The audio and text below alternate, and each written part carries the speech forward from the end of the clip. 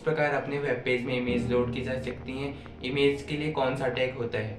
और आज की वीडियो में हम देखेंगे किस प्रकार HTML में लिस्ट बनाई जाती हैं। तो चलिए शुरू करते हैं आज की मज़ेदार वीडियो।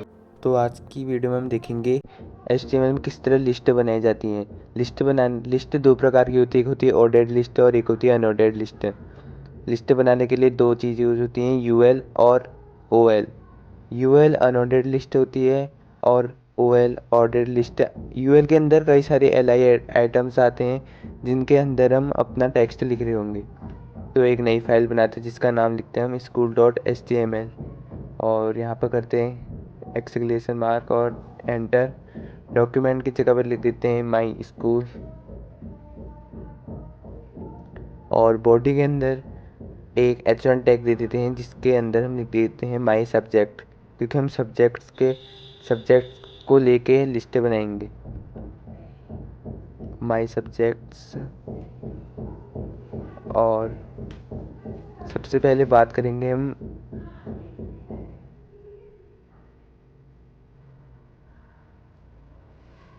अनऑर्डर्ड लिस्ट की। और यहाँ पर अनऑर्डर्ड लिस्ट का UL होता है। UL के अंदर कई सारे LI आइटम्स आते हैं जिनके अंदर हम अपना टेक्स्ट लिखेंगे। जैसे LI के अंदर हमने सब्जेक्ट लिख दिया मैथमेटिक्स और एक और लिख दिया हमने LI टैग के अंदर इंग्लिश।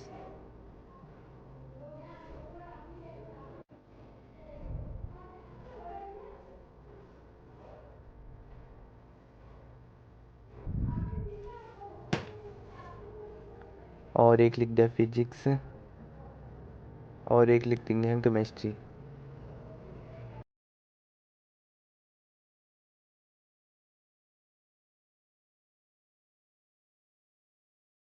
अब हम अपनी फाइल को कराते हैं रन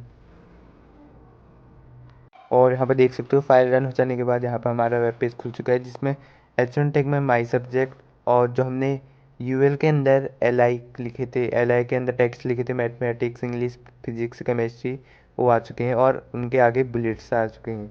तो ये UL के अंदर आते हैं, UL टैग के अंदर LI एलिमेंट्स के अंदर। अब हम देखेंगे ऑर्डर्ड लिस्ट के बारे में। ऑर्डर्ड लिस्ट के लिए OL टैग होता है और बाकी LI तो सेम ही होता है, इसलिए हम UL को काट के OL लिख देते हैं। इसलिए हमने यहाँ पे UL की जगह पे लिख दिया OL और क्लोज टैग को यहाँ पे भी लिख दिया हमने UL की जगह। UL को हटा के क्लोज टैग को यहाँ पे OL।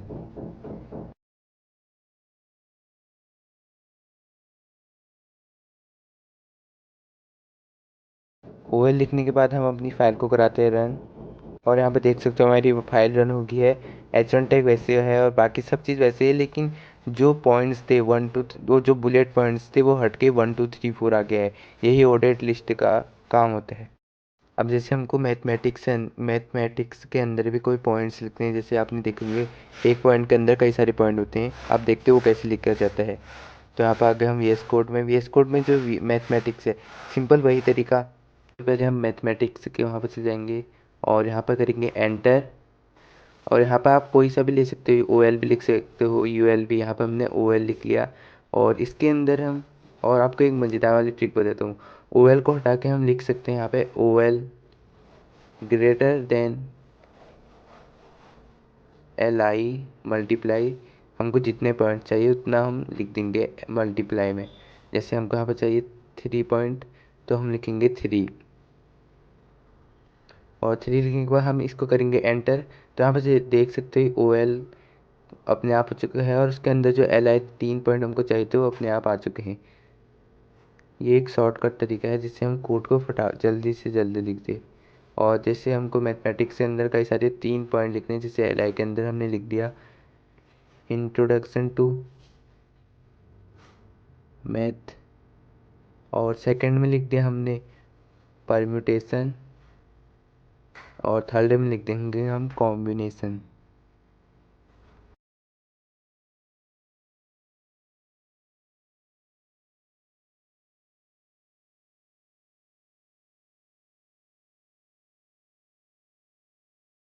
अब हम कराते हैं अपनी फाइल को रन और तो यहाँ पे देख सकते हो हमारी फाइल रन होने के बाद मैथमेटिक्स के अंदर 3 पॉइंट आ चुके हैं। जो हमने लिखे थे introduction to math, permutation, combination, ये तीनों के 3 पॉइंट्स मैथमेटिक्स के अंदर आ चुके हैं। और यहाँ पर देख सकते हो 1 2 3 आए हैं क्योंकि हमने ओ एल टैग लिखा था। अगर हम यू एल टैग लिख के करें तो यहाँ पर 1 2 3 की वजह बुलेट पॉइंट आ जाएंगे। और अगर हम यहाँ पर ओ एल की जगह यू एल लिख दी तो हमारे जो 1 2 3 पॉइंट थे वो बुलेट पॉइंट में आ जाएंगे। और यहाँ पर देख सकते हैं लिख दिया और अब अपनी फाइल को कराते रन।